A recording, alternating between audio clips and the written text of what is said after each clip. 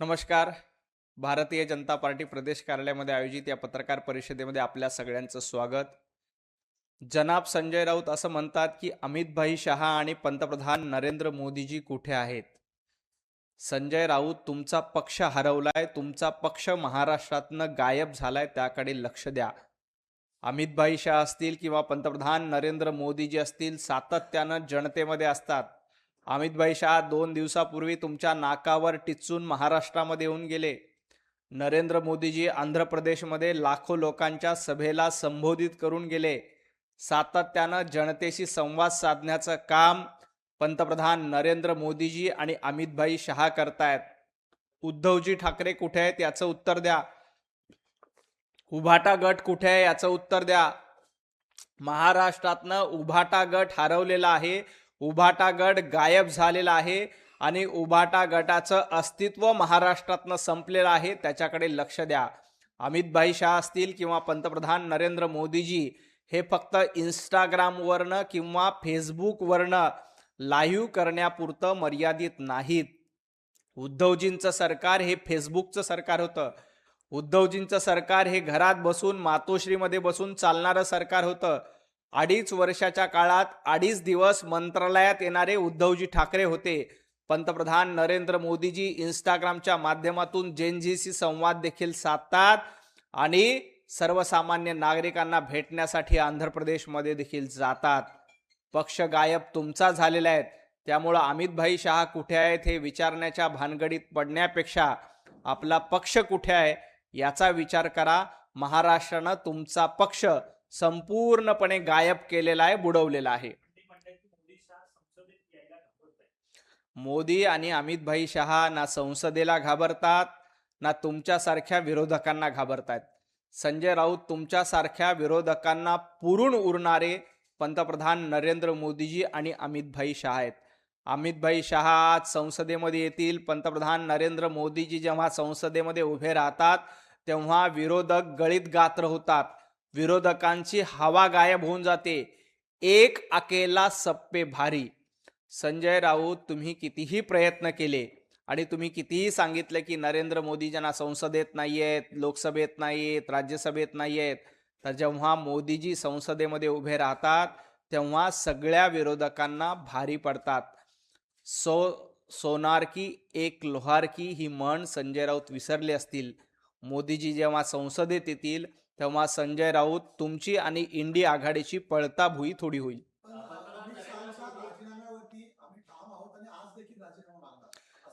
अमित भाईंचा राजीनामा कशासाठी मागतायत? अमित भाईंनी 370 कलम हटवलं म्हणून अमित भाईंचा राजीनामा मागतायत. काश्मीरमधली दगडफेक थांबवली म्हणून अमित भाईंचा राजीनामा मागतायत. बांगलादेशमधली घुसखोरी रोखली म्हणून अमित भाईंचा राजीनामा मागतायत. पाकिस्तानला घरात घुसून मारलं म्हणून अमित भाईंचा राजीनामा मागतायत. दहशतवाद्यांचा खात्मा केला म्हणून अमित भाईंचा राजीनामा मागतायत. तुमच्यासारख्या गद्दारांना धडा शिकवला म्हणून अमित भाईंचा राजीनामा मागतायत. बाळासाहेब ठाकरे यांचं हिंदुत्व जिवंत ठेवलं म्हणून अमित भाईंचा राजीनामा मागतायत. संजय राऊत, नेमका अमित भाईंचा राजीनामा तुम्ही कशासाठी मागतायत? ज्या पद्धतीनं हिंदुत्ववादाची गद्दारी करून तुम्ही राहुल गांधींचं लांगुल चालन करताय त्याला अमित भाईंनी विरोध केला म्हणून तुमची जळफळाट होते. दहशतवाद्यांचं कंबरडं मोडलं, नक्षलवाद्याचं कंबरडं मोडलं म्हणून संजय राऊत तुमची जळफळाट होते. अमित भाईंनी दहशतवाद संपवला, नक्षलवाद संपवला, परंतु संजय राऊत हे अर्बन नक्षली आहेत, त्यामुळं अमित भाईंना ते विरोध करतायत. परंतु अमित भाईंना जनतेनं निवडून दिले. अमित भाईंच्या पाठीशी 140 कोटी जनतेचे आशीर्वाद आहेत. तुमच्यासारख्या लोकांच्या राजीनामा मागितल्यानं काहीही फरक पडत नाही. अमित भाई 2029 पर्यंत गृहमंत्री राहणार आणि पुढे देखील अमित भाईंच्या नेतृत्वामध्ये भारतीय जनता पार्टी मार्गक्रमण करणार आहे.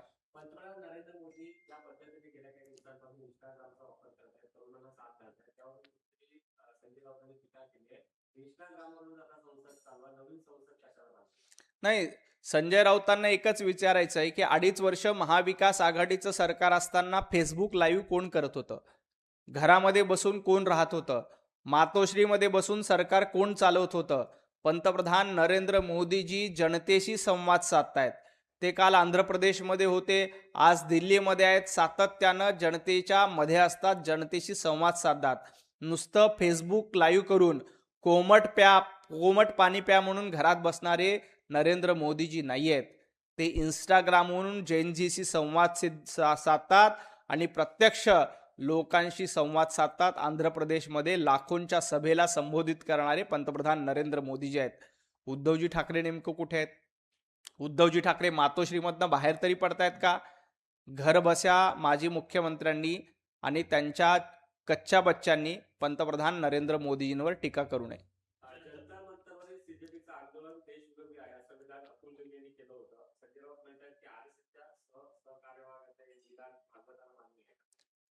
पंतप्रधान नरेंद्र मोदीजी असतील किंवा राष्ट्रीय स्वयंसेवक संघ असतील, यांना तरुणांची काळजी आहे. संजय राऊत तुमच्यासारखं स्वतःची दुकानदारी चालवण्याचं काम ते करत नाहीत.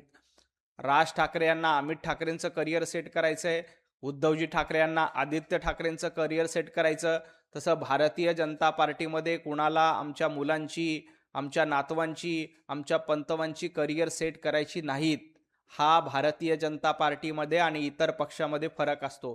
राष्ट्रीय स्वयंसेवक संघ हा तरुणांसाठी आणि देशासाठी काम करणारी संघटना आहे. तुमच्यासारखं घर चालवण्यासाठी, तुमच्यासारखं मातोश्री 2 बांधण्यासाठी राष्ट्रीय स्वयंसेवक संघाचे स्वयंसेवक काम करत नाहीत, तर देश उभारण्यासाठी काम करतायत.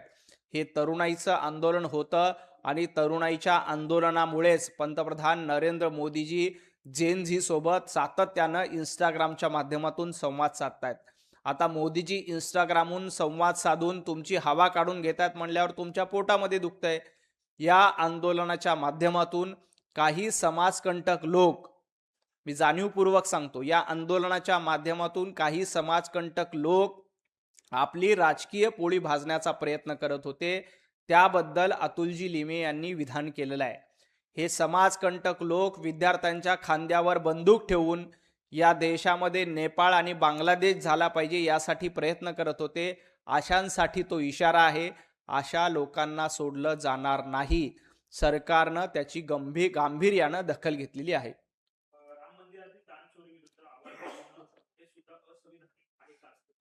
नाही, संजय राऊत पत्राचाळीमध्ये लोकांनी आवाज उठवला, तुम्हाला तुरुंगवास झाला, तेही संविधानिक नव्हतं.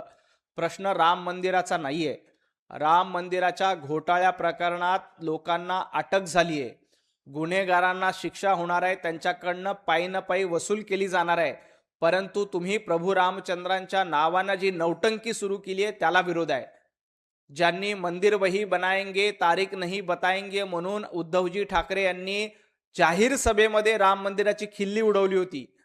उद्धवजी ठाकरे यांना राम मंदिराच्या प्राणप्रतिष्ठापना सोहळ्यासाठी निमंत्रण दिलं होतं, तरीही उद्धवजी ठाकरे त्या प्राणप्रतिष्ठापना सोहळ्यासाठी गेले नव्हते. का? तर राहुल गांधींना वाईट वाटेल आणि आपलं महाराष्ट्रातलं सरकार कोसळेल म्हणून उद्धवजी ठाकरे राम मंदिराच्या प्राणप्रतिष्ठापनेसाठी गेले नव्हते. ज्या उद्धवजी ठाकरे यांना रामरक्षा वाचता येत नाही त्यांनी राम मंदिरावर न बोललेलं बरं. स्वतःचं दुकान चालवण्यासाठी आणि स्वतःचं संपलेलं अस्तित्व पुन्हा निर्माण करण्यासाठी तुम्ही राम नामाची नौटंकी करतायत. परंतु या देशातल्या राम भक्तांना माहिती आहे की ज्या समाजवादी पार्टीनं प्रभू रामचंद्रांच्या भक्तांवर गोळ्या झाडल्या, ज्या समाजवादी पार्टीचे हात राम भक्तांच्या खुनाने बरबटलेले आहेत, हत्येनं बरबटलेले आहेत, अशांच्या मांडीला मांडी लावून संजय राऊत, उद्धवजी ठाकरे तुम्ही बसताय.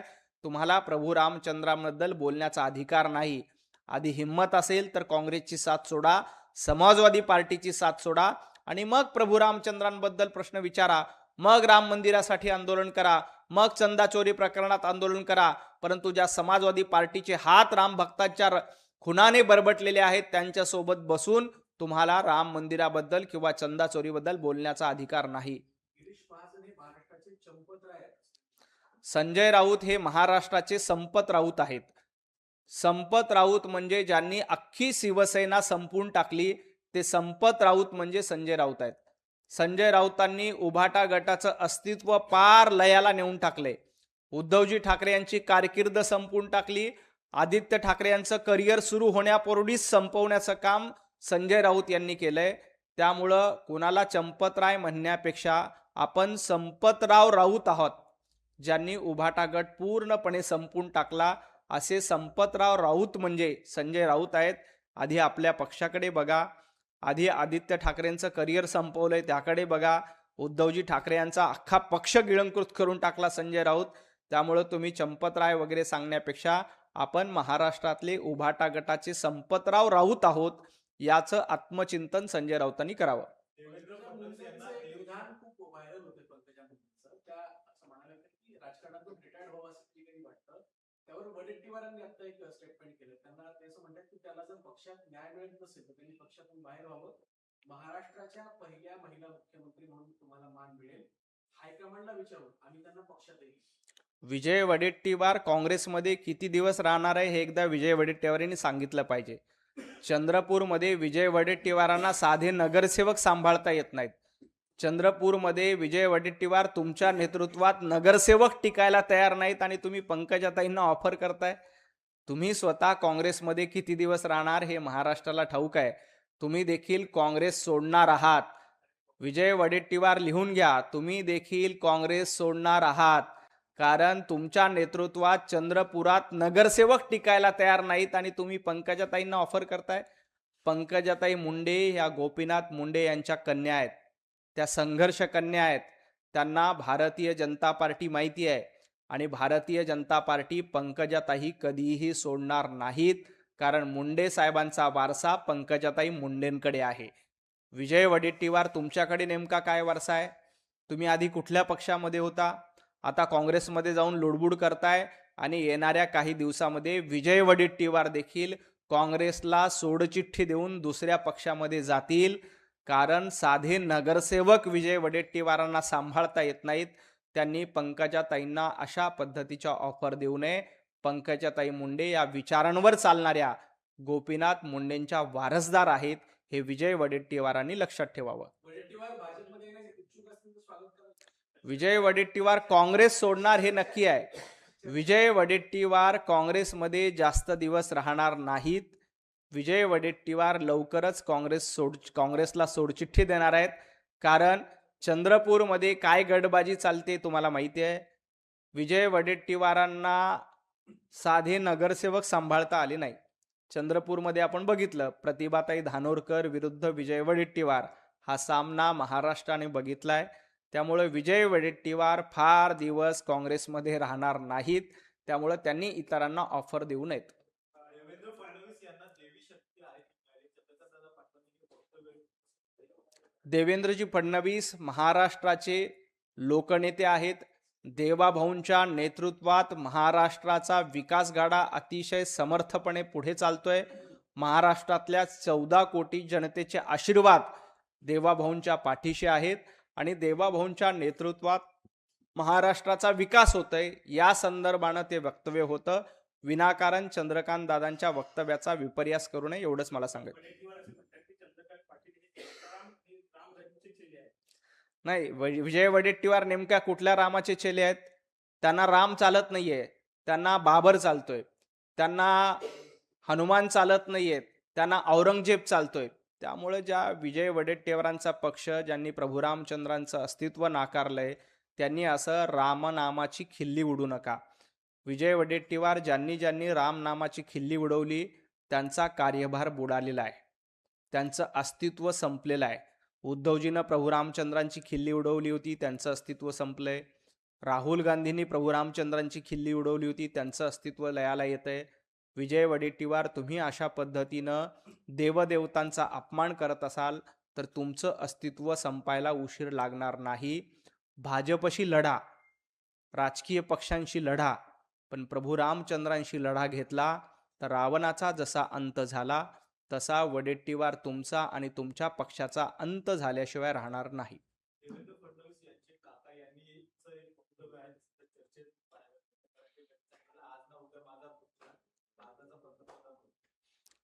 महाराष्ट्राचा पंतप्रधान व्हावं ही महाराष्ट्रातल्या 14 कोटी जनतेची इच्छा आहे आणि त्यामुळं अशा पद्धतीची सदिच्छा व्यक्त करणं याच्यात काहीही चुकीचं नाही.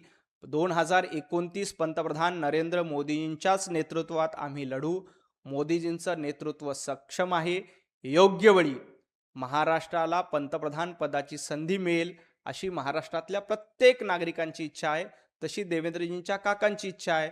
तशी भारतीय जनता पार्टीच्या प्रत्येक कार्यकर्त्यांची इच्छा आहे. योग्य वेळी महाराष्ट्राचा पंतप्रधान होईल अशी अपेक्षा आपण सगळ्यांनी प्रार्थना करायला देखील हरकत नाही. राम मंदिराच्या ज्या खासदारांनी आयोजित केली होती त्याच्यावर ट्विट करणार आहे.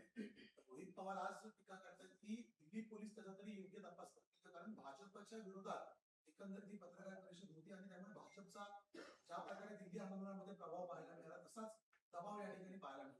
नाही, यादव यांच्यावर जी चप्पलफेक करण्यात आली, पप्पू यादव यांच्यावर, त्याचं कुणीही समर्थन करत नाही. अशा पद्धतीनं वैचारिक लढाई ही विचारांनी लढली पाहिजे. कुठेही मारहाण करणं, चप्पलफेक करणं याचं भारतीय जनता पार्टी समर्थन करत नाही. ते चूकच होतं.